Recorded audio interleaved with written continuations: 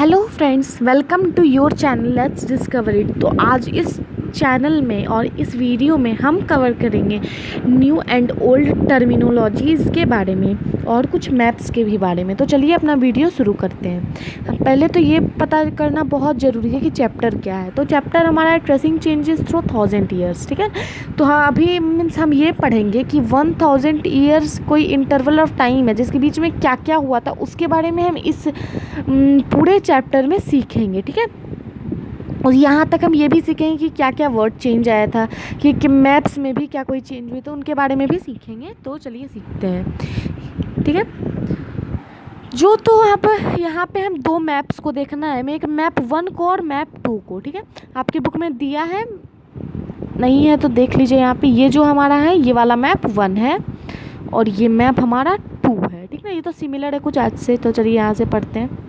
ठीक है, तो बात क्या है कि यहाँ पे मैप 1 एंड मैप 2 जो बिल्ट हुआ था, मीन्स बनाया गया था, किसके द्वारा?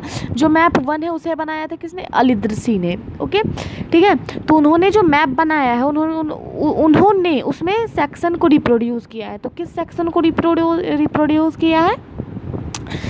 Detail of the sub continent from his larger map of the world के लार्जर मैप से डिटेल किया है हमारे इंडिया के सब कंटिनेंट को। कौन, किसने? अलिदर्सी ने मैप 1 में उस चीज़ को डिटेल किया है। ओके,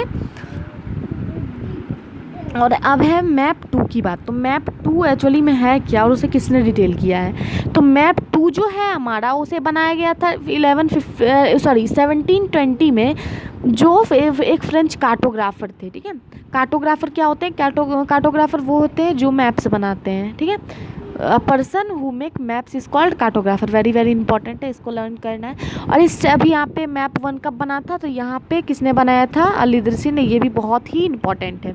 और यहाँ पे जो कार्टोग्राफी की बात की गई है, फ्रेंच कार्टोग्राफर थे और कब बनाए थे, ये भी बहुत ही इंपॉर्टेंट है। ओके, ठीक है, दोनों जो मैप बनाया गया वो एक ही जगह का है। ठीक ना, जो दोनों बनाया गया है मैप हमारा वो दोनों इंडिया का है, लेकिन फिर भी वो दोनों एक दूसरे से क्या है? डिफरेंट। मैप 2 जो है वो अलग है और मैप 1 अलग है। दोनों में आपने सिमिलरिटीज़ नहीं देखा होगा, दोनों में बहुत ही फ़र्क है। और 11 मैप 1 और मैप 2 बहुत इंटरवल ऑफ टाइम के साथ change, means interval of time के बाद बनाया गया था। मैप 1 के 600 ईयर्स के बाद बनाया गया था हमारा मैप 2, याद रखने की चीज़ है। ठीक है, तो जो हमारा अलिदर्सी का मैप है, एकदम ध्यान से इस चीज़ को देखना है हमें। जो हमारा अलिदर्सी का मैप है सदर्न इंडिया, जहाँ पे हम, जैसे ये मैप है हमारे, जैसे आज के मैप के बारे में तो सब जानते हैं, कोई भी बता देगा कि क्या किसको कहते हैं। तो जैसे मैप अगर कोई भी बनाता है तो यहाँ हम नॉर्थ इंडिया पाएंगे ना, और फिर यहाँ पे हम साउथ इंडिया पाने की बात करेंगे, फिर इधर साउथ, इधर ईस्ट और इधर वेस्ट। लेकिन जो अलिदर्सी का मैप है, ये अलिदर्सी के मैप में आप जो साउथ इंडिया देखेंगे वो कहाँ देखेंगे आप? एट नॉर्थ इंडिया में, और Sri Lanka at the island eight top. जो श्रीलंका आइलैंड है ना हमारा, कहाँ पे है? रामेश्वरम साउथ में जो है, उससे यहाँ पे एक छोटा सा है ना, तमिलनाडु साउथ के पार्ट में ही है। ठीक है, तो वो जो आइलैंड है उसको अलिदर्सी ने टॉप में बता दिया है। और मैप 1 में जो ये इसके बारे में जो प्लेस जो मार्क है वो अरेबिक में है। तो ये तो कनेक्शन जुट रहा है। देखिए यहाँ पे, जैसे देखिए मैप 1 को कब बनाया गया था? मैप 1 को बनाया गया था 1154 में। किसने बनाया था? अरब जियोग्राफर ने बनाया था। अभी अरब के थे और इन्होंने 1154 में मैप बनाया, तो इनके मैप में जो लैंग्वेज होगी वो क्या यूज हुआ होगा? सोचने की बात है, अरबिक लैंग्वेज ही यूज हुई होगी। हो सकता है कोई और भी हो सकता है, लेकिन यहाँ पे लिखा है तो कनेक्शन जोड़ के हम याद रख सकते हैं। और उनका नाम अलिदर्सी था। वो कहाँ से थे? आज के दिन अगर हम देखें तो वो सऊदी अरेबिया से थे, लेकिन उस टाइम ये कंट्री अलग नहीं हुआ था, इसलिए हम अरब याद रखेंगे। चलिए अब नेक्स्ट पोर्शन में या, तो ये है हमारा मैप 2। ठीक है, ये तो बहुत ही सिमिलर है आज के इंडिया के मैप से।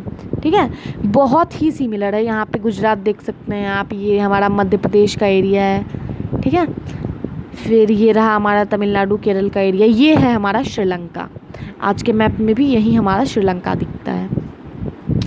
ये सब है अंडमान निकोबार आइलैंड के कुछ पार्ट। ठीक है, चलिए या, तो बहुत सारे there are well known names like Kannauj in Uttar Pradesh, spelled Kannauj, ठीक है। ये मैप 1 की बात की गई, ये जो पीछे वाला आधा सेंटेंस छोड़ा था वही है यहाँ पे, कि वहाँ पे जो बहुत सारे नेम्स को गलत वहाँ पे डाल दिया गया है, मीन्स गलत लिख दिया गया है। जैसे कन्नौज जो आज उत्तर प्रदेश में है ना, जिसका स्पेलिंग क्या हो सकता है KANAUJ, तो उसको क्या लिखा गया QU, मीन्स ये वर्ड में बहुत गलती है, ठीक है। चलिए, तो map 2 was made nearly 600 years ago. Map 2 को 600 ईयर आफ्टर बनाया गया था मैप 1 से। ये तो हम आपको बता चुके हैं कि मैप 1 और मैप 2 जो हमारा था उसके बीच का जो डिफरेंस था ये कितने का था, 600 ईयर्स का डिफरेंस था। बहुत ही इंपॉर्टेंट है, इसको याद रखना है।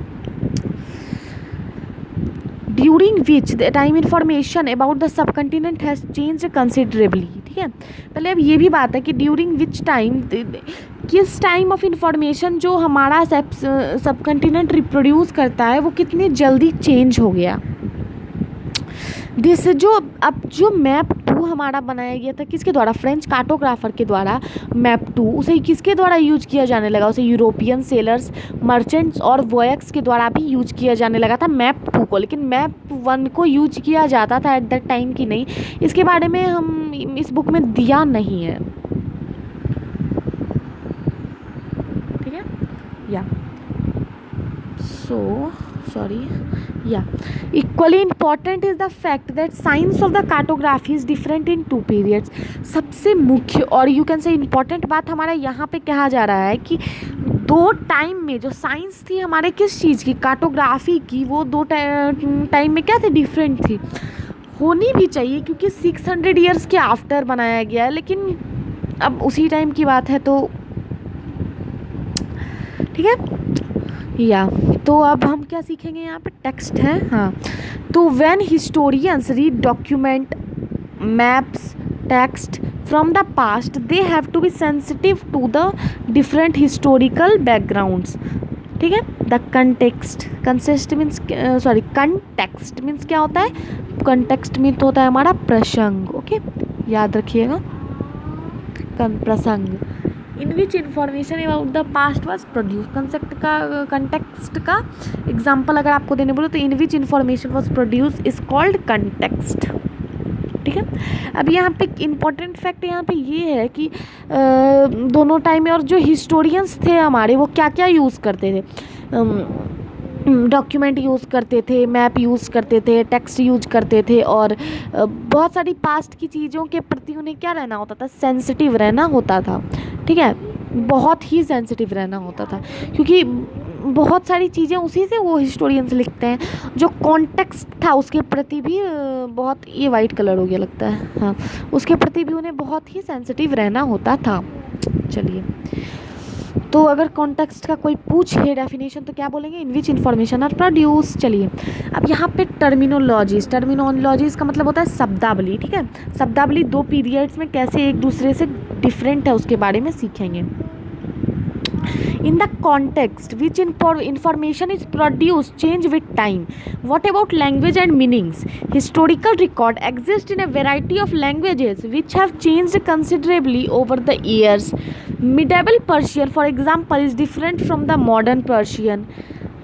ओके यहाँ पे क्या बोला जा रहा है कि जो कंटेक्स्ट है वो इन्फॉर्मेशन जो प्रोड्यूस करता है वो भी टाइम के साथ चेंज हो जाते हैं। तो हम लैंग्वेज और मीनिंग्स की क्या बात कर सकते हैं, ठीक है। एग्जाम्पल के लिए जो मिडेबल पर्शियन थे, जो मिडिल में जो पर्शियन थे वो डिफरेंट है आज के मॉडर्न पर्शियन से, ठीक है।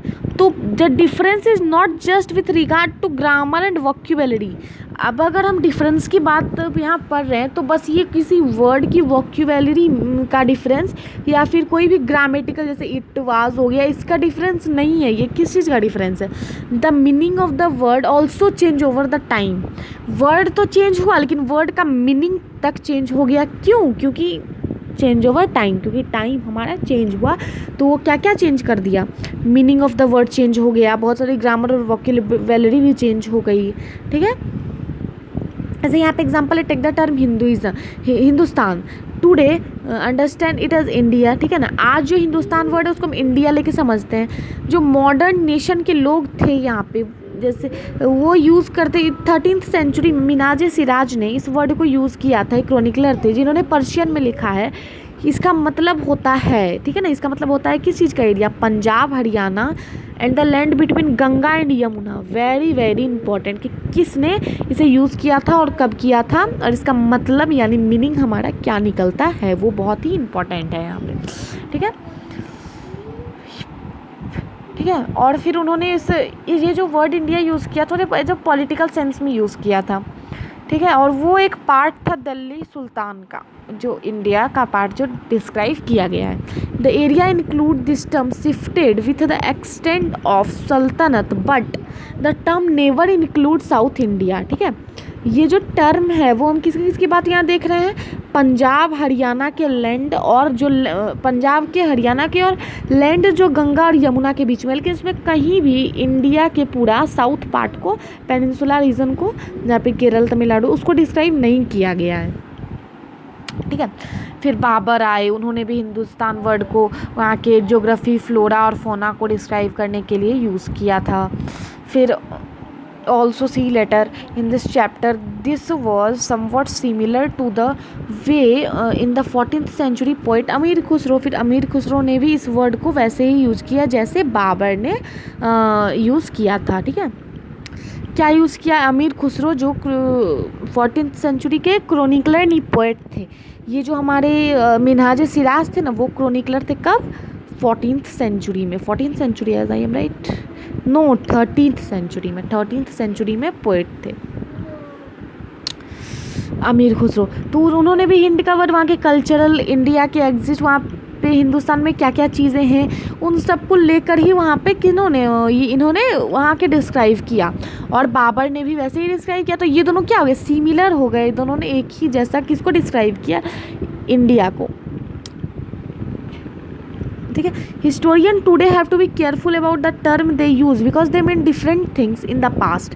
हिस्टोरियंस जो आज कोई भी टर्म यूज़ करते हैं तो वो उसके प्रति क्या होते हैं, सेंसिटिव रहते हैं, बहुत ही use because they mean different things in the past, उसके प्रति बहुत केयरफुल रहना होता है उन्हें, क्योंकि उसका मतलब पास्ट में कुछ और होता था। जैसे अगर हम आज एक एग्जाम्पल लेते हैं किसके नाम से, फॉरेनर्स, ठीक है ना, फॉरेनर्स। तो फॉरेनर्स का मतलब आज हम लोग क्या यूज़ करते हैं, जो इंडियन नहीं है हम उसको फॉरेनर्स बोलते हैं। जैसे इंडिया से चाइना का कोई है तो वो हमारे लिए क्या होगा, फॉरेनर हो गया। लेकिन at the time means in earlier time में क्या होता था कि कोई भी मिडिवल टाइम में कोई भी फॉरेनर जो स्ट्रेंजर, जैसे मैं आपको जानती हूँ पर आप मुझे नहीं जानते, तो वो क्या हो गया, मैं आपके लिए फॉरेनर हो गई। या फिर कोई भी जो एक रीजन से बिलोंग नहीं करता था वो फॉरेनर कंसीडर कराया जाता था। बहुत सारी बातें थी at that time. Somewhat who was not a part of society, जो सोसाइटी का पार्ट नहीं था, अभी मैंने जस्ट बताया। इन हिंदी टर्म परदेसी might be use describe at the person, उस पर्सन को डिस्क्राइब करने के लिए परदेसी वर्ड भी यूज़ किया जाता था। पर्सियन में अजनबी को भी यूज किया।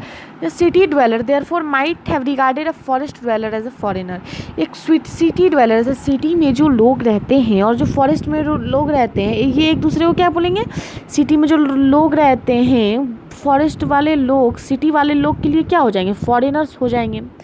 लेकिन अगर कोई दो पीजेंट लिविंग रहते हैं सेम विलेज में, तो वो दोनों एक दूसरे के लिए फॉरेनर्स कभी नहीं होंगे। क्यों? क्योंकि वो दोनों एक दूसरे को अच्छी तरह से बहुत दिन से जानते हैं। और वेदर अगर वो कोई भी अगर दो किसान हैं, किसान 1 एंड किसान 2 मानते हैं, एक ही गांव में दो लोग रहते हैं इधर और इधर, ठीक है, ये हिंदू है ये मुसलमान है, ये रिच है वो पुअर है, इसका ऑक्यूपेशन ज़्यादा चलता है इसका कम चलता है, लेकिन ये सारे डिफरेंस है ना दोनों के बीच, फिर भी ये दोनों एक दूसरे के लिए फॉरेनर्स नहीं कहलाएंगे, चाहे वो किसी भी इसका बैकग्राउंड, इंटरनल बैकग्राउंड कुछ भी हो, कास्ट कुछ भी हो, रिलीजियस कुछ भी हो, तो उसके लिए ये नहीं करवाएंगे, ठीक है। तो अब है हिस्टोरियंस एंड देयर रिसोर्सेज, ठीक है। तो हिस्टोरियंस एंड रिसोर्सेज हम अगली वीडियो में कवर करेंगे। आज के लिए बस इतना ही। तो आज हम लोगों ने क्या क्या सीखा, न्यू एंड ओल्ड टर्मिनोलॉजीज़ के बारे में सीखा, और मैप 1 एंड मैप 2 के बारे में सीखा कि मैप 2 यूज किया जाने लगा था बहुत लोगों के द्वारा, लेकिन मैप 1 का वो ठिकाना नहीं था। और बात ये है कि आप अगर आज की जो जनरेशन है आज के जो बच्चे हैं ना जनरेशन के, वो क्या बोलेंगे कि मैप बनाना कौन सा बड़ा बात है, लेकिन एट दैट टाइम, जिस टाइम की बात कर रहे हैं 1154 की, ठीक है, लेकिन हम जो फर्स्ट चैप्टर पढ़ रहे हैं ये 700 to 1750 की बात हो रही है, ठीक है ना। लेकिन इस टाइम की जो हम बात कर रहे हैं उस टाइम ये क्या बोलते हैं, कार्टोग्राफी यानी मैप जो बनाते हैं हम, वो बहुत क्या था, उसमें बहुत बड़ा चैलेंज माना जाता था मैप बनाने को। ओके, सो यही सब हमने सीखा है। और ये सब सेक्शन, इसको तो मैंने पढ़ाया ही नहीं था। जो मैप 1 है वो section of the world map down by the geographer Ali, वही चीज़ें हैं जो मैंने आपको अभी यहाँ पे एकदम एक्सप्लेनेशन के साथ बताया है। और अगर आपको ये वीडियो पसंद आया तो आप इसे अपनी फ्रेंड के साथ शेयर करें, जो भी अभी क्लास 7 की NCERT पढ़ रहे हैं उन्हें हेल्पफुल हो जाए और बहुत लोगों को ये वीडियो हेल्पफुल हो जाए। और अगर आप मेरे चैनल पे नए हैं तो इसको सब्सक्राइब और लाइक ज़रूर करें। और सबसे बड़ी बात मैं भी आपको ये बता रही हूँ कि देखिए, क्लास 6 जब आप अभी तो आप क्लास 7 में, लेकिन जब आप क्लास 6 में थे और जिस हिस्ट्री को आपने पढ़ा था बच्चों, वो पास्ट वाली हिस्ट्री थी जिसको हम एंशिएंट हिस्ट्री भी कहते हैं, ठीक ना। और 7 में जो पढ़ रहे हैं, इस पूरे बुक में, होल बुक में जो भी हम पढ़ेंगे, इस होल बुक में ये हम किसके बारे में पढ़ेंगे, हम मिडिल के बारे में पढ़ेंगे। जो भी चीज़ें पढ़ेंगे हम मिडिल के बारे में पढ़ेंगे, ठीक है। लेकिन अब ये क्लास 6 और 7 की बात हुई, और क्लास 8 की बात करें, हम क्लास 8 की बात करें तो क्लास 8 में जो हम पढ़ेंगे वो मॉडर्न हिस्ट्री में आ जाएगी। ओके, मॉडर्न हिस्ट्री में आ जाएगी, ठीक है।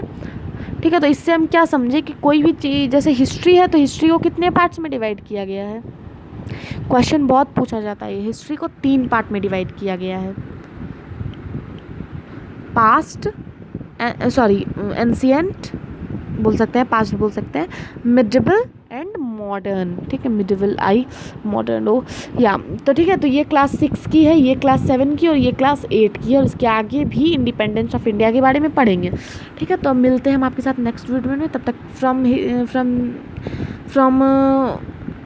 That part of the India की बात भी हम उस पार्ट में करेंगे, ठीक है। तो from this side Arya Singh, thank you all of.